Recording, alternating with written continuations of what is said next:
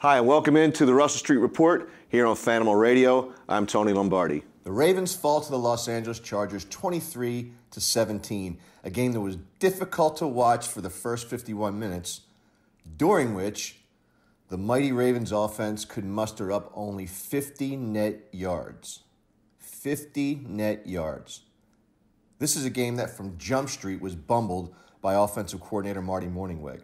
Don't get me wrong, Lamar Jackson was terrible during those first 51 minutes, but for all intents and purposes, Marty equipped Lamar with a butter knife during a gunfight.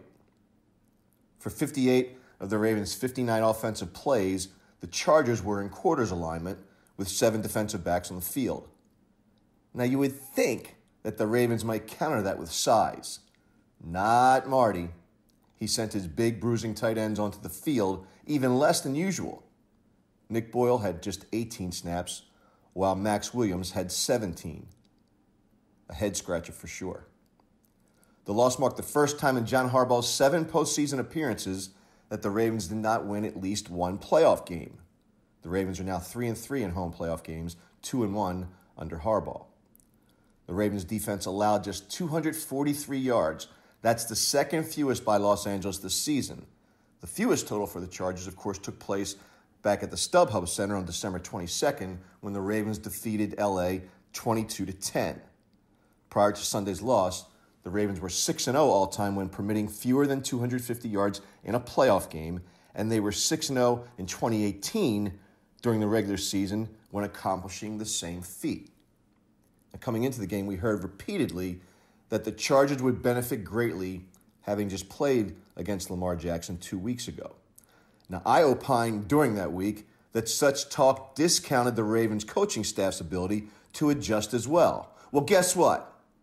They didn't adjust. Not one iota. Now, that's just either flat-out ignorance or arrogance.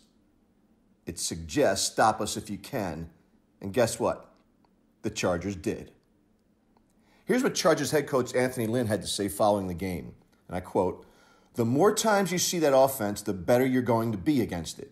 I used to run that offense, and I remember we started off really fast, but once people got enough tape on us, they could catch up. And I think that's what happened today. We saw enough." And here was this revelation by the beat writer for The Athletic. His name's Sam Fortier. He covers the Chargers. And this just blew my mind. Fortier discovered that defensive coordinator Gus Bradley and his staff picked up some Ravens offensive tendencies. The tendencies were installed as keys for the Chargers defenders, and obviously it worked. The first tendency has to do with Ronnie Stanley. Now, what the Chargers discovered with Gus Bradley's guidance is that Ronnie Stanley, when the Ravens are running a running play, he's square to the line of scrimmage. When they're throwing the football, his left foot is back to get him in position for his backdrop. A clear key, and they said he did it 100% of the time. The second key was when the Ravens are in the pistol formation and they have a tight end that goes in motion. When that tight end stops behind the other tight end that's lined up on the line of scrimmage, it's almost always either a counter or a cut belly run, one of 2 plays. So if you can simplify your defense running off those 2 keys, it makes it a lot easier to be successful against an offense that changed nothing per the Chargers' admission. As we know, the future for the Baltimore Ravens is Lamar Jackson. They've made that perfectly clear. Maybe it's time to let Greg Roman take over play-calling duties. After all, he was the brains behind the 49ers' impressive run with Colin Kaepernick. Marty Ball, it looks like it's hit the wall. We'll take a 30-second break. When we come back, we'll be joined by Brian McFarland from Russell Street Report. Don't go away. Why PRMI? I get asked that question all the time, and I love answering it. I've been leading this team for 16 years, and PRMI has been and remains an industry leader. We get all the support of an industry leader, national company, while managing our loan flow locally. Our realtor partners and our customers get a team committed to customer service. They also get a team that knows our local markets. We closed 2,300 loans last year, and the future looks very, very bright. We love telling our story and would love to help you with your next transaction. Reach out to me or anyone on my team anytime. We'd love to help. Hi, and welcome back to the Russell Street Report here on Fanimal Radio. I'm Tony Lombardi. Joining us now on the Mobile One Hotline, he's our resident capologist. He's Brian McFarland. Brian, welcome into the program. How are you? Good afternoon. How you doing? How you doing today? I'm good, Brian. Tough game to swallow after Sunday. Yeah, tell me about it. That was an ugly performance in the first half/3 quarters. What was it? I think 51 minutes of game time. The Ravens had 50 net yards, 3 first downs. That's crazy. Yeah, it was not fun to sit through. The fans weren't happy, that's for sure. Now, you were at the game. Talk about the response of the crowd to Lamar coming back out there in the fourth quarter. And from a fan perspective, do you think that was really directed towards him solely, or was that just complete frustration with the whole offensive game plan? I mean, I think it was, I guess person to person, it probably was both. There were certainly "We Want Joe" cheers or chants. So obviously that's got to be directed at Lamar to more than anything. I wasn't real thrilled with it. I thought it was pretty distasteful, but people pay their money and I guess they have a right to say what they want, but I don't think it really helps your team out much either. But it was certainly an ugly performance. So to an extent, I certainly get the frustration, no doubt. Yeah, I think it's partly to do with the kind of society we live in today, Brian. It seems to be we want it here and now. We want it yesterday. We want immediacy to everything. And I think that what the Ravens were doing, when they were taking a big picture look at this from Lamar's perspective, he's our guy. He's the guy that's going to be taking the team going forward. And to pull him out in what I thought was a big learning experience for him. And we don't even know what would have happened had Joe gone in the game because the Chargers' defensive line was destroying the Ravens' offensive line. But from your perspective, did you want to see Joe go in the game? Oh, no, absolutely not. I don't see any, and I agree with you. I don't think it would have changed things, but it doesn't make any sense to me when you're replacing your quarterback of the future with a guy you're going to cut or trade in 2 months. That just doesn't make any sense to me. So. You're right. He got you there. They wouldn't have gotten there without him. It was a bad performance, but he's 21, the youngest. I think he was the youngest starter ever in a playoff game. So as a quarterback. So yeah, it didn't. I know. It was funny because my crowd has a bunch of different. My gang has a bunch of different opinions, but everybody was pretty solid on that. On this one, that there was no reason to take him out. So, which I thought was interesting, given all the boos and other things from a ton of other people. You mentioned cutting and trading, and John Harbaugh left no mistake about it that they were going to be parting ways or are going to be parting ways with Joe Flacco following this season and when the new season begins. What do you think Joe's worth in a trade market? And I'll preface that by saying that Teddy Bridgewater was worth a third-round pick to the New Orleans Saints, and Alex Smith, he was able to garnish a third-round pick and Kendall Fuller from the Washington Redskins. Relatively speaking, where does Joe fit in? Yeah, I have trouble figuring that one out because I can look at each of those different. Teddy Bridgewater was way younger. Granted, he was coming off of a major injury. Alex Smith was coming off actually several good years in a row compared to Joe coming off of however many so-so years. He looked great at the beginning of this year, but obviously that changed. So, I mean, if they get a third for him, I think they'd be ecstatic. That'd be my opinion, but I don't think he's going to be. Fans out there, he's a Super Bowl winning quarterback, so it means you get a first-round pick for him. I don't see that happening. His contract, actually, from his contract standpoint, if you're bringing him in to be a bridge quarterback, his contract's not that bad. And you're obviously, there's no, you're getting no future issues, cap issues. You can cut him, and there's, so from that standpoint, it's not a bad contract. So. I don't think that's too much of a hindrance. It's heavy, but if he's going to be a starter, you're paying him cash for what a starter's worth. So like I said, if they get a third, that would be awesome. I'm not sure they get a third, but if somehow they get more, hey, there's always a dumb team out there. So hopefully they find one of them. There's a bit of a sadness about it, though, because it's the end of an era. It's an era that brought a lot of playoff football to Baltimore, and it brought a Super Bowl championship, and Joe had that MVP and an immaculate run through the playoffs. So just from a fan perspective and saying goodbye, what are your feelings on that? Yeah, I mean, absolutely. I mean, I've always been a Flacco fan. I never understood why he caught so much grief at times. I mean, I know he certainly underperformed, and that's part of the problem is when they make you the highest paid, it didn't last, but when they make you the highest paid quarterback in history, then you got to live up to that contract. And excuses are excuses, and some are legit, some not, but. So yeah, but I mean, he brought stability to the quarterback position that had never existed for the prior, 10, 11 years. So, absolutely. And, Harbaugh's the same way because the two of them together have been, from day one, and, it's been, the best at least before the last couple of years was the best extended, success they had.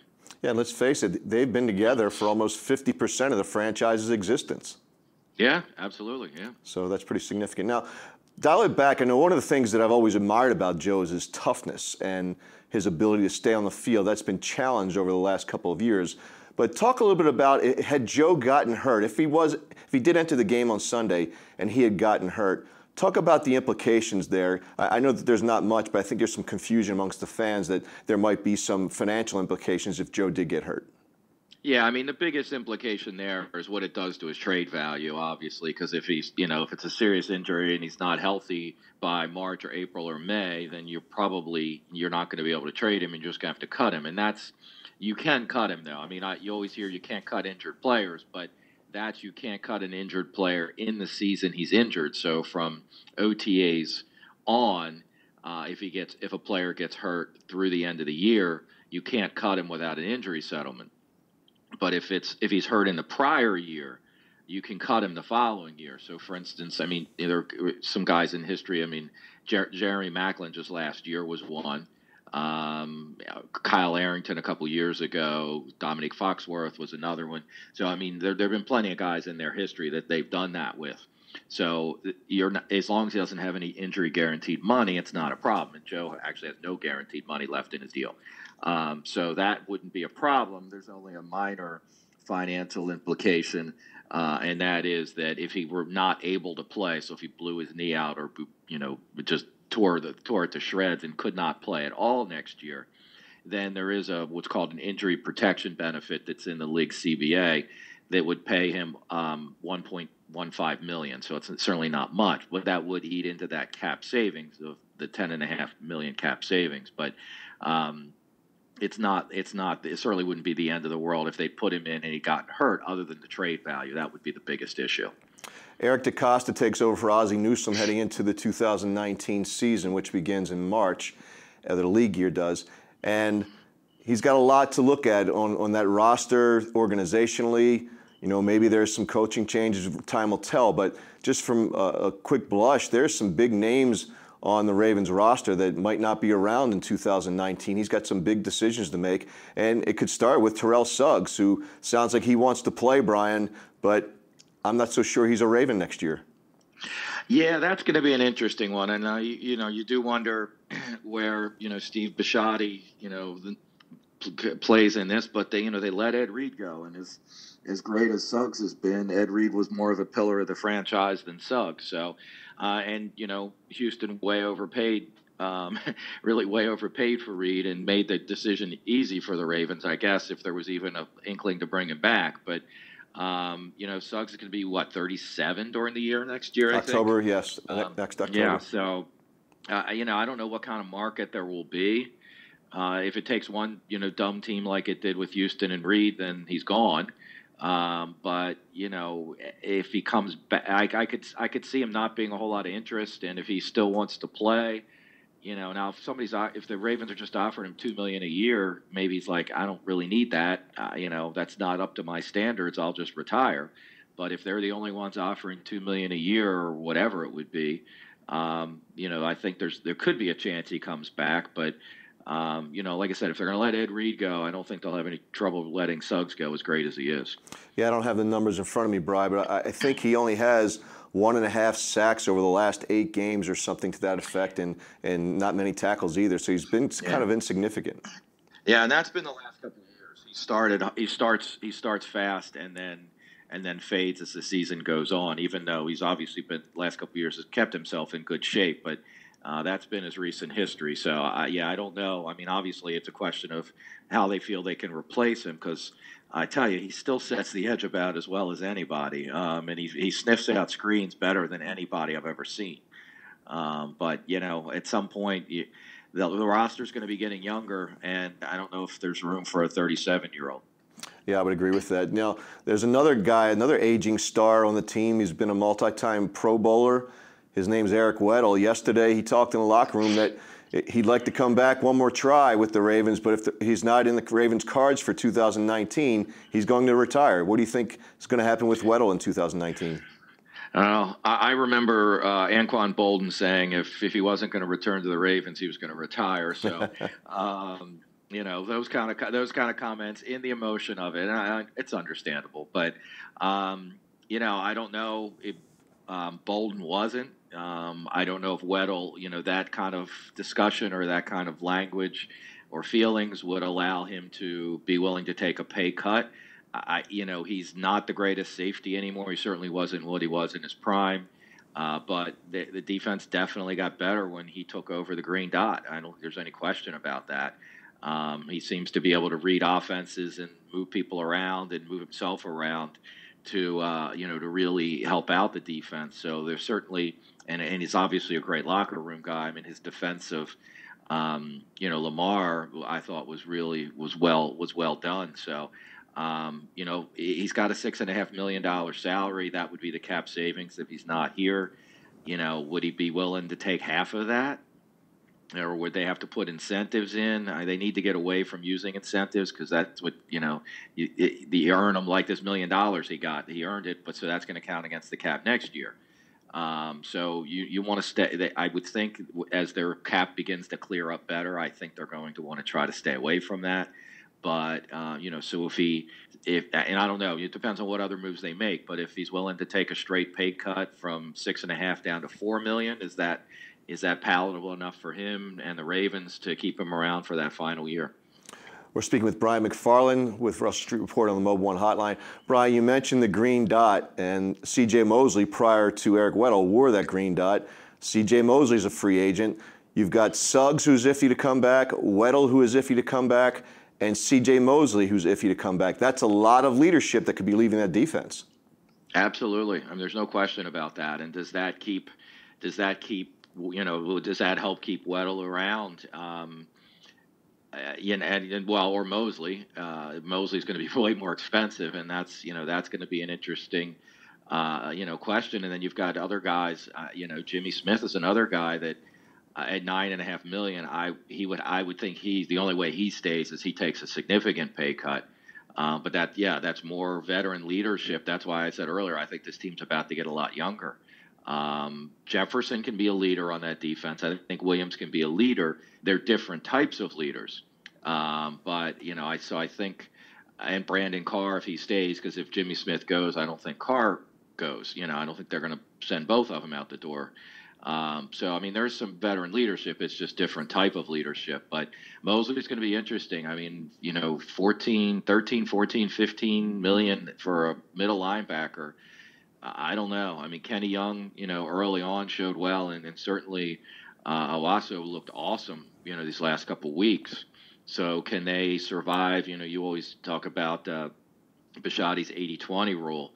Well, that's like if it's those two guys versus it's probably like 95-5, right? And maybe more when you're talking about 13 to 15 million a year. So that's going to be a tough call for them. And we don't know where the cost. If it's Ozzie, he's an Alabama guy. They probably try to do everything they can to keep him. But I don't know on that one. That's going to be interesting. Yeah, it's going to be a tough call for them. And Alabama got waxed last night. I got to tell you, it brought a smile to my face. Yeah. It's when those teams when they win it too much, and I'll tell you that quarterback for Clemson, good Lord. Yeah, it's a good player. So shifting gears, Brian, I want to talk a little bit about the draft that's coming up. The Ravens have, traditionally you have 7 picks, but they made a few trades over the last couple of years. Talk about those. Yeah, so they obviously the Lamar Jackson trade last year. They traded this year's their second-round pick to Philly, so they don't have that one. They also, back in 17, so 2 years ago, right before training camp when they had a bunch of injuries, the offensive line, they traded a 7th-round pick to Jacksonville for Luke Bowanko or whatever. That's right, Bowanko. He barely played, although it seemed like he actually played for the Skins a lot this year. I know they had a lot of injuries, so but I was surprised to see how many games he had played. So they don't have those, but they do have a 6th-round pick for the trade for Correa when they traded him, kind of the same kind of trade. They got a 6th from Tennessee. So they have 6 picks at this point. They will get a comp pick for Ryan Jensen. The one guy at overthecap.com who's really good at this stuff has him as a 3rd-round pick right now. But of course he had who did we lose last year? Went to Detroit, the right tackle. Wagner. Wagner, right. He had Wagner as the 3rd all along, but then Wagner got hurt at the end of the year, right, and it dropped him to a 4th. But he does have him in as the last of the 3rd-round picks, which means, and the guy, Nick, who's really good at this stuff, but he acknowledges that the lines of where the line between the 3rd and the 4th and the 4th and the 5th and so forth, he's like, that's the toughest thing to figure out. So he's right on that line. Hopefully he stays a 3rd. Worst case, it'll be a 4th, but it's not going to be, because last year when Wagner dropped to a 4th, he got, at that point then, he got canceled out. There's nobody to cancel Wagner out. I mean, Jensen out. So it'll be a 3rd or a 4th there. So they're going to have 7 picks. Okay. So the offseason is now upon us, Brian. Looking at 2019, what's next for you on Russell Street Report? Well, we're going to, hopefully later this week, early next week, I'll be putting out sort of the calendar article that has a lot of information in it that will show that, the dates that are coming up, when players need to be franchised and when you have to be under the cap, and then when the restricted free agents have to be tendered, and when the deadline for, for teams making offers against them or to them, I should say. So that'll be the next article. And then certainly by early February, that's when my updated, and I did one back at the bye week, but the updated off-season preview will come up with all the players under contract and some of this, obviously I've already put a lot of this out, but what it costs to cut this guy or that guy and the like. So that, and then obviously as things happen, we'll keep you updated. The free agency and the draft, and then we go into OTAs. It'll be here before you know it. Yeah. Yep. I think we're already looking more forward to them than the Orioles opening day. No doubt. So there he is, Brian McFarland from Russell Street Report. Thanks for joining us, Brian. All righty, thanks. All right, we're going to take a quick break here on the Russell Street Report. When we come back, we'll be wrapping up the show. Thanks for joining. Like 33rd Street was to Colt fans, Russell Street will become legendary for future generations of Raven fans. Not only is Russell Street the team's address on Sunday, it's now home to the website voted Baltimore's best 5 years in a row. You've known them as Ravens247.com for years, and now you'll love them as RussellStreetReport.com for many more. There's nothing else like it for Baltimore football fans. Trust me, RussellStreetReport.com. Baltimore's home for football 24/7. Welcome back to the Russell Street Report here on Fanimal Radio. I'm Tony Lombardi. One of the things that, personal hang-up of mine that I have with local news is that it so often dwells on bad stories, on negative things. There's not enough positivity in the world. And so we're inviting you to share your positivity stories with us, because we'd like to end each one of our shows going forward with something positive in the Baltimore community. And to get things started, I'll share one with you that was sent to me by email several years ago when I first started Russell Street Report, which was then Ravens 24/7. And it goes like this. There was a father and a son who were estranged, and they were estranged over some little fight that they had at some family gathering that just seemed to get worse over time. And both of them dug their heels in, and neither would apologize to the other for this little fight that became a family feud, and it really divided a family. And then the Cleveland Browns said that they were going to be coming to Baltimore, and upon hearing that news, the son decided to do something about this feud. And what he did was he bought 2 season tickets, 2 PSLs, to the Ravens games. He sent one to his dad and he kept one to himself. Now, the very first game that he went to, they still had not spoken. Still, his dad never even acknowledged that he received those tickets. So the son goes to the game, and he doesn't see his dad, and he waits, and he waits, and suddenly he sees a familiar face starting to climb the upper deck at Old Memorial Stadium. It was his dad, and his dad sat next to him, and the rest is history. The family was back together again, and they were father and son like they had been before that stupid little feud that just divided the family for a number of years. So the Baltimore Ravens have brought a lot of friendships together, and that's one good story that they have brought together. But we want your stories. We want to hear about them, whether they have to do with the Ravens, the Orioles, or anything sports-related, or it doesn't even have to be sports-related. We just want to be the bearer of good news here on the Russell Street Report, heard on Fanimal Radio. So that's our show for today, folks. We thank you for joining in. Special thanks go out to Brian McFarland from Russell Street Report. Check out all of his work on Russell Street Report. Does a great job with the Ravens salary cap, and as the new season creeps closer, you're going to be wanting to find out more about that information. So thanks again for joining. Please subscribe to Fanimal Radio on iTunes and YouTube, and of course check out our work on Russell Street Report and Utah Street Report. You can also follow us on Twitter at any of these Twitter handles. Next week, we will begin to turn our attention towards the offseason, and that means free agent discussions, more cap conversations, and of course, the 2019 NFL Draft. We'll also touch down on the divisional play this coming weekend when I'll be rooting for the team formerly known as the San Diego Superchargers. Until next time, thanks again for joining us here on the Russell Street Report on Fanimal Radio. I'm Tony Lombardi. Have a great rest of your week.